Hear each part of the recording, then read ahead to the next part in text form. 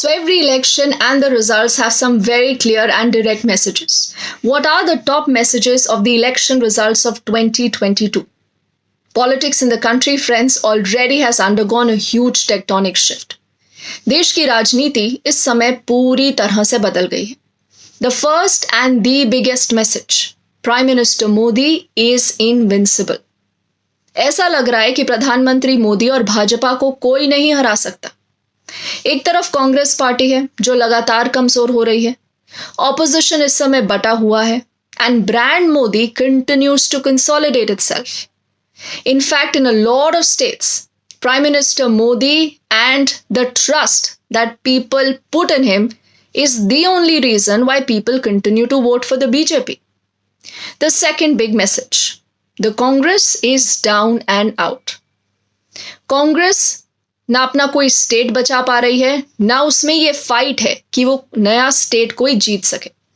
We've seen examples in Punjab and in Uttarakhand. A state that was being ruled by the Congress party, but the Congress could not save that state because of, their own internal issues. It kept on fighting amongst itself. There were no clear directions on who will lead the party and how. And ऐसा ही कुछ हाल उत्तराखंड में दिखा, जहां जबरदस्त infighting थी. हरीश रावत, जो उनका अपना मुख्यमंत्री का चेहरा थे, he has lost election. Navjot Singh Sidhu, Charanjit Singh Channi, they have all lost elections. And a lot of them were handpicked by the Gandhis. So, it's not just that the voters today are rejecting the Congress party, but even within the Congress party now, there are questions being asked, अगर गांधी मुक्त कांग्रेस अब करने की जरूरत है. तीसरा important message, emergence of Arvind Kejriwal. ये बहुत इंपॉर्टेंट मैसेज है. पहली बार है कि कोई रीजनल पार्टी इस समय एक दूसरे स्टेट में जाकर इलेक्शन लड़ती है और इलेक्शन जीत जाती है. अरविंद केजरीवाल ने आज भी ये बात एकदम साफ तौर पर बोली है कि वो एक राष्ट्रीय विकल्प बनना चाहते हैं. He wants the AAP to be a national alternative. And हमने ये भी देखा है कि बहुत सारे ऐसे स्टेट्स हैं जहां पर इस समय the Aam Aadmi Party is eating into the Congress's vote. It is trying to increase its national footprint.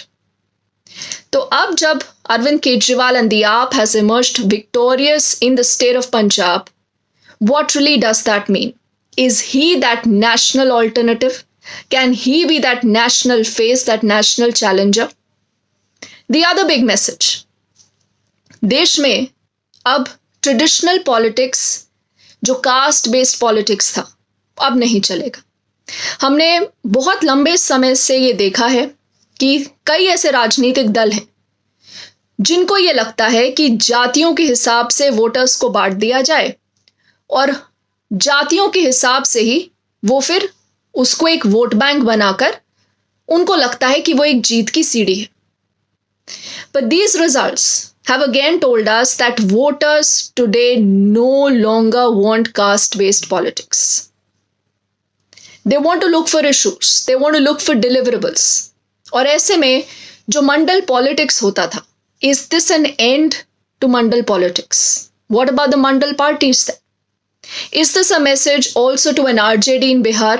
We have already seen the Samajwadi Party there, not being able to strike within a good distance of being able to win the state of Uttar Pradesh.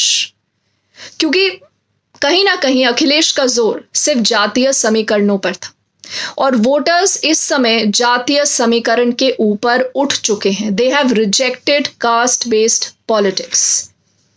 तो उनका future क्या होगा? Likewise for Mayawati, जिनको ये लगता था कि चाहे कुछ भी हो जाए, उनका जो ट्रेडिशनल जाटा वोटर है वो हमेशा उनके साथ रहेगा.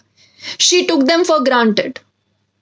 So the voters have rejected that caste-based politics and they today are aspirational.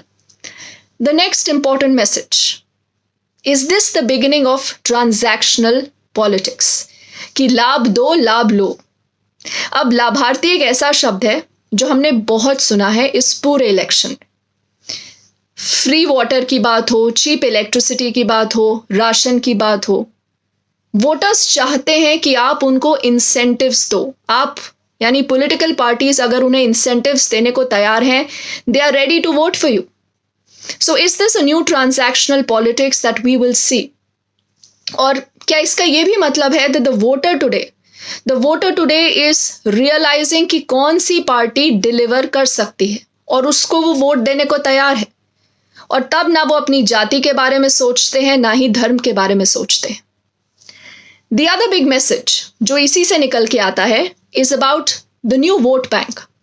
एक हो गया लाभार्थियों का वोट बैंक, जिसकी हमने अभी कुछ देर पहले भी चर्चा करी, द वुमेन वोट बैंक। तो अब वो समय चला गया जब आप सिर्फ जाति और धर्म पर वोटर्स को डिवाइड कर सकते थे। अब विमेन एक साथ वोट कर रही हैं, और वो इसलिए वोट कर रही हैं क्योंकि उन्हें बेनिफिट्स दिखते हैं, उन्हें लाभ मिलता है। और इसी तरह लाभार्थियों का भी एक नया वोट बैंक आया है। तो क्या आने वाले समय में this will become a template for politics? देखिए, हमने तमाम स्टेट्स में देखा है, whether it was Mamata Banerjee in Bengal, it is Yogi Adityanath and prime minister Modi in the state of Uttar Pradesh. इससे पहले तमिलनाडु में हमने देखा है, तेलंगाना में देखा है, जहां पर भी वोटर फ्रेंडली स्कीम्स होती हैं that are able to deliver, and there is a last mile delivery. हम ये देखते हैं that the voters do vote for that. They do give a preference for a political party, for a neta that thinks about them and that delivers. तो अभी तो ये सिर्फ शुरुआत है। जिस तरह मैंने आपको बताया कि पॉलिटिक्स अब बहुत बदल गया है। अब तमाम इस तरह की जो पार्टीज हैं, जो मंडल पार्टीज हैं, उनको अब एक रीथिंक करना पड़ेगा, because the voter today is not just aspirational, the voter is smart, the voter is transactional, and the voter has rejected caste-based politics. The opposition today is desperately looking for a face. Regional parties like the AAP are trying to re-emerge. They are, re-emerging because they are moving from being a regional party to a national party. So politics in the country is changing very fast. The 2024 elections and the directions that have been set today will be very important to watch out for. If you haven't subscribed to my channel, a quick reminder, please go ahead and do that. If you like my video, please subscribe to my channel, share it with your friends, your family, and in the comment section below, do let me know. And, I would want to hear from you. What do you believe is the biggest message coming out of the results of 2022?